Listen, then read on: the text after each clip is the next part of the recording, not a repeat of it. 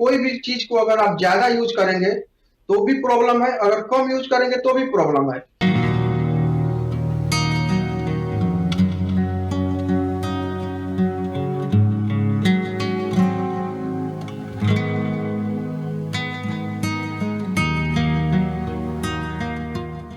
नमस्कार, D5 channel Hindi देख रहे दर्शकों का मैं वंदना स्वागत करती हूँ। आज हम जुड़े हैं होम्योपैथिक एक्सपर्ट डॉक्टर मनीष से।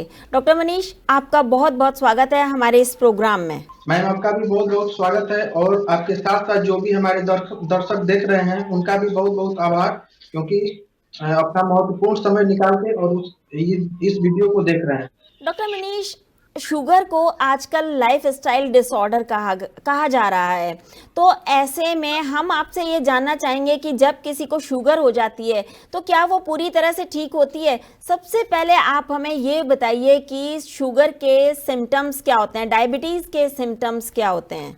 मैम, सबसे पहले शुगर के बारे में जानने से पहले आपको ये जानना होगा कि शुगर हमारे बॉडी में हर एक लोगों के बॉडी में रहता है और ये एक प्रकार का ग्लूकोज होता है, कार्बोहाइड्रेट हम लोग इंटेक करते हैं, उसका एक फॉर्म है ग्लूकोज, जो कि हमारे सभी के बॉडी में रहता है। और ये इसका नॉर्मल एक रेंज होता है और फिर उसके बाद अगर ये नॉर्मल रेंज से अगर हाई पे चला जाता है तो उससे बॉडी में ग्लूकोज लेवल इंक्रीज हो जाता है। इसको हम डायबिटीज मेलाइटस देते हैं नाम।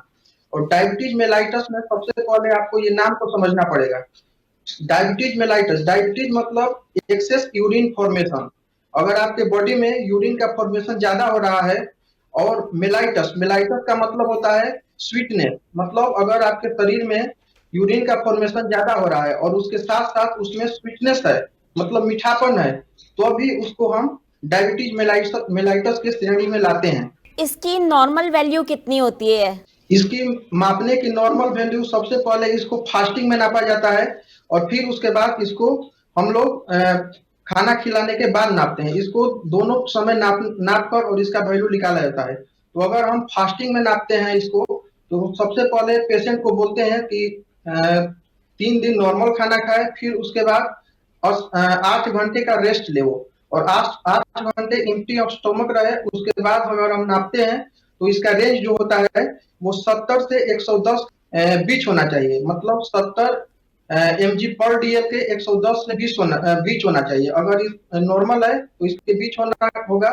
और फिर उसके बाद खाना खाने के बाद अगर नापेंगे तो वो 90 से उसके बाद 130 के लगभग होना चाहिए।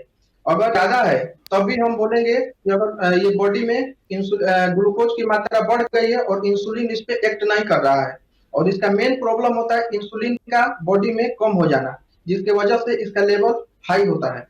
जब किसी को डायबिटीज हो जाता है तो उसके क्या सिम्टम्स नजर आते हैं? कैसे पता चलता है कि डायबिटीज हो गया है, अब डॉक्टर के पास जाना चाहिए?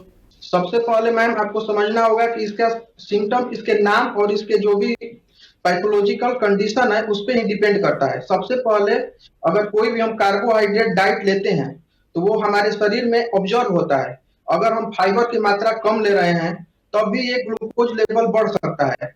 और दूसरा कारण होता है कि अगर इंसुलिन अगर कम बन रहा है शरीर में, उसके बाद भी ये ग्लूकोज लेवल बढ़ सकता है। तो इसके इंसुलिन कम होने के कारण सबसे मेन कारण होता है पेनक्रियाज इफेक्ट होना। अगर पेनक्रियाज में सूजन है या कोई प्रकार का पेनक्रियाज में डिजीज है, तो से इंसुलिन की मात्रा कम हो जाती है बॉडी में और वो ग्लूकोज लेवल को सेल तक हमारे नहीं पहुंचा पाता है। इसके कारण जो भी ब्लड शुगर है वो बढ़ जाते हैं। तो इसके सबसे पहले अगर इंटरस्टिशियल स्पेस होता है, हमारे जो भी स्किन है, जो भी सेल है उसमें होता है, तो अगर उसमें इसमें अगर ज्यादा अमाउंट में ग्लूकोज अगर जम जाता है तो उसकी वजह से वहां पे अगर कोई भी डिजीज होगा तो वो जल्दी हील नहीं करेगा, इन्फेक्शन हील नहीं करेगा। इसका दूसरा होता है कि हमारा जो ब्लड है उसमें शुगर की मात्रा ज्यादा हो जाता है। जैसे आप पानी लेते हैं और उसमें चीनी मिला देते हैं और बहुत गाढ़ा हो जाता है, चिपचिपा हो जाता है, वही कंडीशन सेम हमारे ब्लड की होती है। और जब उसका ब्लड अगर उसका पतलापन गाढ़ा हो जाएगा, पतलापन से गाढ़ा हो जाएगा ब्लड, तो ब्लड प्रेशर भी बढ़ने की संभावनाएं बढ़ जाती है। और हमारा ब्लड प्रेशर सबसे पहले नंबर इससे बढ़ता है। इसी के कारण बढ़ता है क्योंकि उसका जो उसका जो पतलापन है वो गाढ़ापन में हो जाता है और चिपचिपा हो जाता है। उसके बाद ये किडनी पे इफेक्ट करता है, क्योंकि यूरिन का फॉर्मेशन ज्यादा होने लगता है और उसके साथ साथ मीठा चीज उसमें ग्लूकोज आने लगता है, जिससे हमारा किडनी इफेक्टेड होता है और उसके बाद बहुत सारे सिम्टम उसके देखे जा सकते हैं। सबसे पहले इसमें हाइपरटेंशन होता है, क्योंकि ब्लड का जो भी पतलापन है गाढ़ा हो जाता है, जिससे हार्ट पर प्रेशर बनता है। फिर उसके बाद इसका दूसरा सिम्टम ये है कि यूरिन का फॉर्मेशन अगर ज्यादा होता है तो इससे थ्रस्टलेस होता है, मतलब प्यास ज्यादा मतलब लगता है पेशेंट को, और बार बार प्यास की उसमें मतलब समय बढ़ जाती है। फिर उसके बाद भूख भी लगता है, क्योंकि सेल को जो भी हम ग्लूकोज लेते हैं तो वो हमारे शरीर में जाता है और एटीपी का फॉर्मेशन करता है। एटीपी से हमारे बॉडी को एनर्जी मिलता है। अगर वो एटीपी का फॉर्मेशन नहीं हो रहा है, ग्लूकोज बॉडी में नहीं जा रहा है, ब्लड में ही है, तो उससे पेशेंट को वीकनेस महसूस होगा और उसका शरीर हमेशा थका थका महसूस होगा।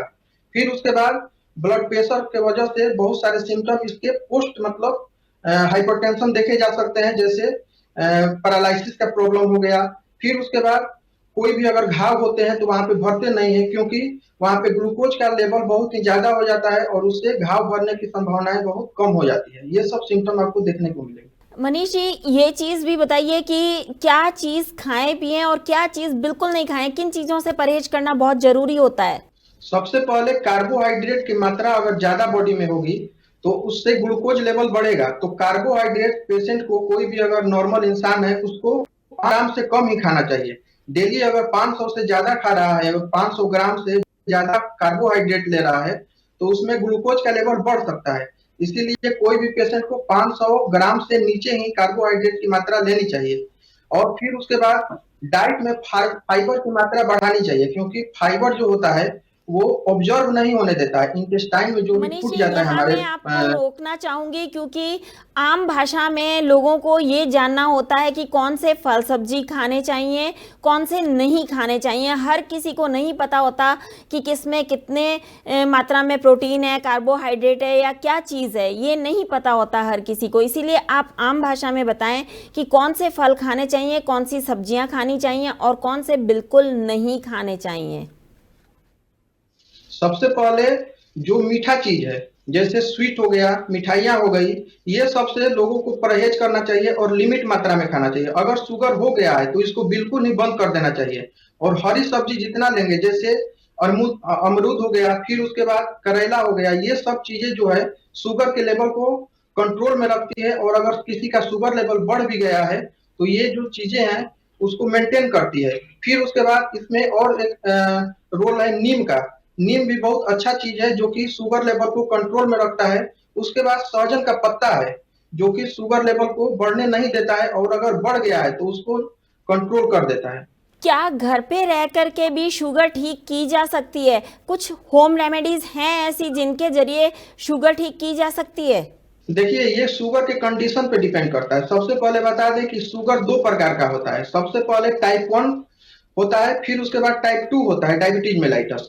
और अगर टाइप 1 है तो टाइप 1 को इंसुलिन डिपेंडेंट डायबिटीज मेलाइटस बोलते हैं, जिसका मतलब होता है कि जो पेशेंट इंसुलिन पे डिपेंडेंट है, मतलब वो इंसुलिन ले रहा है बॉडी में। तो जो इंसुलिन ले रहा है, टाइप 1 डायबिटीज मेलाइटस, वो किसी भी उम्र में हो सकता है। अगर छोटा बच्चा है तो वो बच्चे में भी हो सकता है और किसी भी एज में जाके हो सकता है। फिर दूसरा नंबर आता है type 2 diabetes mellitus. Type 2 diabetes mellitus जो होता है वो 30 एज के बाद में होता है और इसको मैनेज किया जा सकता है। लेकिन जो टाइप 1 है उसको मैनेज करना उसका उतना मुश्किल हो जाता है और मैनेज नहीं हो पाता है। लेकिन जो टाइप 2 है उसको घर पे रह के और अपने एक्सरसाइज करके, रेगुलर एक्सरसाइज करके, फिर उसके बाद डाइट मेंटेन करके और उसके बाद दवाइयों के बल पे भी उसको कंट्रोल किया जा सकता है। डाइट में क्या लेना चाहिए, क्या नहीं लेना चाहिए? सबसे पहले, जैसे पहले ही बताया कि स्वीटेस्ट चीज आपको नहीं लेना है। फिर उसके बाद हरी सब्जियां जितना भी अगर आप यूज करेंगे उतना ही बेहतर होगा। फाइबर की मात्रा बढ़ाना है। फाइबर बोले तो जो भी मतलब ये चना हो गया, चना में फाइबर की मात्रा ज्यादा पाई जाती है। फिर उसके बाद पत्तेदार सब्जियां हो गई, खीरा हो गई, टमाटर हो गई, इसमें फाइबर की मात्रा ज्यादा पाई जाती है और ये इंसुलिन को करने की कैपेसिटी इसमें रहती है। और ये इंटेस्टाइन में जो भी कार्बोहाइड्रेट खाते हैं उसको धीरे धीरे ऑप्शन कराता है, जिससे हमारा ब्लड शुगर जो है वो मेंटेन रहता है। क्या डायबिटीज होने की कोई उम्र होती है या किसी भी उम्र में हो सकता है? जो डायबिटीज टाइप 1 डायबिटीज मेलाइटस वो किसी भी उम्र में हो सकता है। अगर बच्चा पैदा ले उसी समय से उसको है, क्योंकि ये इंसुलिन डिपेंडेंट डायबिटीज मेलाइटस होती है। और जो टाइप 2 का डायबिटीज मेलाइटस होता है उसका एज है 30 ओवर। अगर 30 के ओवर कोई है और वो 30 के पहले अगर कोई एक्सरसाइज नहीं कर रहा है, अच्छा से डाइट प्लान नहीं उसका है, तो उसके वजह से वो 30 एज के बाद टाइप 2 डायबिटीज मेलाइटस हो सकता है। और एक डायबिटीज होता है जो मिक्स्ड होता है, जो टाइप 1 भी हो सकता है और टाइप 2 भी हो सकता है। वो कंडीशनल होता है। मान के चलिए कोई अगर जा रहा है रोड पे, एक्सीडेंट हो गया या कोई ट्रोमा हो गया, फिर या कोई बाद में अगर पैनक्रियाज में कोई इन्फेक्शन हो गया, उसको कंडीशनल में हम लोग रखते हैं। मतलब उसको टाइप 2 में भी रख सकते हैं, टाइप 1 में भी रख सकते हैं। अगर कंडीशन के अनुसार अगर देखें कि पेशेंट को ज्यादा प्रॉब्लम है तो उसको टाइप 1 में रख के और इंसुलिन डिपेंडेंट बना देंगे, मतलब इंसुलिन का ही देंगे और कोई मतलब उसको दवा नहीं दिया जाता, केवल इंसुलिन दिया जाता है। और फिर अगर उसको अगर आप देखें कि अगर नहीं ऐसा प्रॉब्लम नहीं है और ये मेंटेन हो सकता है, तो इसको टाइप 2 में रख सकते हैं और उसको डाइट, एक्सरसाइज और दवा के द्वारा उसको ठीक किया जा सकता है। जब किसी को शुगर हो जाती है तो उनको किन चीज़ों की सावधानी रखनी चाहिए, किन बातों का खास तौर पर ध्यान रखना चाहिए? सबसे पहले उनको एक्सरसाइज डेली करना चाहिए और जितना भी फिजिकल वर्क होगा उतना ही उनका जो शरीर का यूरिन फॉर्मेशन है वो कम रहेगा। और जो इंसुलिन का फॉर्मेशन है वो पैनक्रियाज मेंटेन रखता है और उस यूरिन के लेवल को इंसुलिन के लेवल को वो मेंटेन रखे। इसके लिए पैनक्रियाज के लिए, अगर पैनक्रियाज को स्वस्थ रखना है तो सबसे पहले आपको एक्सरसाइज पे अच्छा डाइट प्लान बनाना पड़ेगा। और फिर उसके बाद जो जो पहले हम चीजें बताएं कि क्या क्या आपको लेना है क्या नहीं लेना है, इसको खास तौर पर ध्यान रखना पड़ेगा। इससे आपको जो भी डायबिटीज का पेशेंट है उसको कंट्रोल किया जा सकता है। और जिसको डायबिटीज नहीं है, अगर उसको रिस्क है कि बाद में हो सकता है, तो उसको भी हम लोग मैनेज कर सकते हैं। क्या इसके अंदर गेहूं की रोटी खानी चाहिए? गेहूं की रोटी भी अच्छी चीज है क्योंकि इसमें फाइबर पाया जाता है और इसमें फाइबर की मात्रा ज्यादा होती है, तो उसका भी यूज कर सकते हैं। लेकिन उससे ज्यादा अगर फाइबर अगर आपको फल और सब्जियों में मिलती है तो अगर इसका सेवन करेंगे तो उससे ज्यादा बेटर होगा और उससे ज्यादा ये फायदा करेगा। गेहूं का ग्लाइसेमिक इंडेक्स ज्यादा होता है जो कि शुगर हाँ, उसमें पेशेंट्स होता के लिए है। मना होता है। नहीं नहीं, उसमें फाइबर भी होता है, लेकिन जो नॉर्मल है, जो टाइप 2 बताए हम आपको, वो टाइप 2 में वो ले सकता है। और जो टाइप 1 है उसमें उसको मेंटेन करके और जो नॉर्मल उसका रेंज है उसको लिया जाता है। क्योंकि कोई भी चीज को अगर आप ज्यादा यूज करेंगे तो भी प्रॉब्लम है, अगर कम यूज करेंगे तो भी प्रॉब्लम है। तो इसीलिए कोई भी चीज खाएं तो उसको लिमिट में खाना चाहिए और टाइप 2 को दिया जा सकता है। क्या डायबिटीज वाले को दूध पीना चाहिए? दूध पी सकते हैं लेकिन उसमें शुगर की मात्रा नहीं रहनी चाहिए, क्योंकि दूध में प्रोटीन की मात्रा पाई जाती है और ज्यादा से ज्यादा अगर कोई प्रोटीन लेगा तो उससे उसका डायबिटीज कंट्रोल में रहेगा। और इसमें कार्बोहाइड्रेट तो ना के बराबर रहता है। और दूध में अगर उसको दूध पीना है तो उसमें चीनी की मात्रा या शुगर की मात्रा कम करके और पी लेनी चाहिए, कोई दिक्कत नहीं है। इसका होम्योपैथिक पद्धति में कोई इसका इलाज है? होम्योपैथ में भी इलाज है, लेकिन टाइप 1 जो है उसका इलाज नहीं रहता है, उसको इंसुलिन डिपेंडेंट ही बोला जाता है। लेकिन अगर होम्योपैथ में अगर आप आते हैं तो इसको टाइप 2 का मैनेज किया जा सकता है।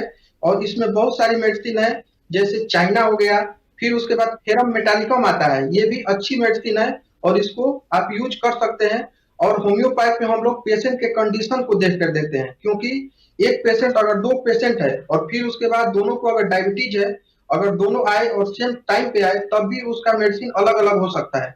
इसीलिए जब भी अगर आप होम्योपैथ को दिखाएं तो अपना कंडीशन, सिम्टम और सब कुछ दिखा के और फिर उसके बाद माइंड और फिजिकल मिला के इसमें दवा दिया जाता है।